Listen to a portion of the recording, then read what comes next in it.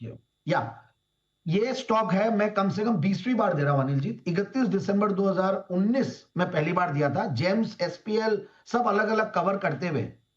और वो है Gabriel India limited, one of my favourite stocks, जिसको मतलब बहुत ही नीचे के मार्केट कैप से रेकमेंड करते हुए आ रहे हैं, और गजब का ये स्टॉक चला है, मल्टी बैगर बना है। इस पूरे साल में भी ऑटो इंसुलेरीज खूब चले, और उस ऑटो इंसुलेरीज में भी एक तरफा ये आउट परफॉर्मेंस दिया, जो कि अनबिलीवेबल परफॉर्मेंस, मतलब अनबिलीवेबल वैल्यूएशंस।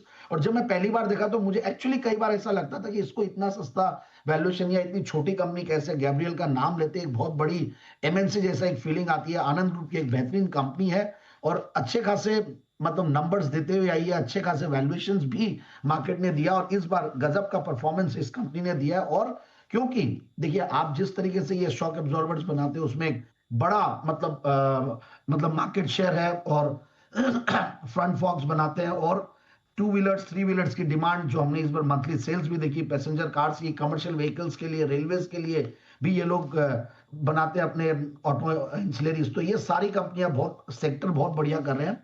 एंड मैंने देखा कि रेटिंग्स तो अब सर्टेनली अच्छी होनी है, बहुत ही स्ट्रॉन्ग क्रेडिट रेटिंग्स है, अच्छा स्ट्रॉन्ग मार्केट शेयर है। इनफैक्ट एसयूवी सेगमेंट जो कि बहुत चल रहा है, वहां पे इनका बहुत अच्छा मार्केट शेयर इन्होंने ग्रैब किया है पैसेंजर व्हीकल्स में। एंड कोर बिजनेस में जबरदस्त स्ट्रक्चरल ग्रोथ ड्राइवर्स है, जो कि और आगे अच्छा करेंगे। और सस्पेंशन प्लेयर्स में तो बड़ी कंपनी होने के बाद और कुछ इन्होंने स्ट्रेटेजिक अरेंजमेंट्स भी कर रहे हैं जहां से और ग्रोथ आएगी। तो मुझे ऐसा लगता है इस कंपनी को और सीरियसली लेना चाहिए, जब ये company continuously quarter on quarter बहुत बढ़िया रिजल्ट्स दे रही है, और स्टॉक ऊपर के लेवल से करेक्ट हुआ है, 1400 के लेवल से करेक्ट होके 1055 अभी दिख रहा है। बोलते बोल पहले नेगेटिव में था, पॉजिटिव में आया है, 200 डेमास के आसपास है, तो रिस्क रिवॉर्ड रेशियो भी मुझे बढ़िया लग रहा है। और 32-33% की प्रॉफिट की कैगर से कंपनी ग्रो कर रही है पिछले 3 साल में, और सेल्स की ग्रोथ भी 16-17% कंटिन्यूअसली रही है, और ऑपरेटिंग प्रॉफिट मार्जिन भी बढ़िया है। इनफैक्ट इस बार का जो क्वार्टरली रिजल्ट है वो बहुत बढ़िया था, 53 करोड़ के सामने 61 करोड़ का पैट। और अभी तो दिसंबर क्वार्टर के रिजल्ट्स भी अब आने ही वाले हैं, शुरुआत होने वाली है। तो मुझे लगता है कि यहाँ पे भी बहुत बढ़िया रिजल्ट्स आने चाहिए, जिस तरीके के मंथली नंबर्स इस बार आए हैं post GST cut.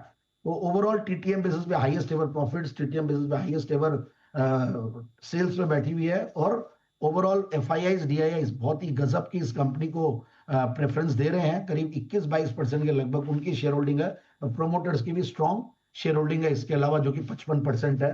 So I feel कि इस कंपनी को जितनी बार भी दिया, हर बार टारगेट अचीव हुए। अनिल जी, आप जानती है मैं बिना टारगेट अचीव के वापस से स्टॉक को रिपीट नहीं करता जैन साहब के जेम्स में। तो ये लास्ट मैंने दिया था 6 दिसंबर 2024 को जैन साहब, सॉरी 21 में 2025 को जैन साहब के जेम्स में, तब ये 645 के भाव थे, 725 का टारगेट दिया था, वहां से 1388 गया, और अब वापस से मुझे लगता है कि ये स्टॉक जाएगा वहां पे। तो 1190 1230 के टारगेट के लिए स्टॉक को लेना चाहिए।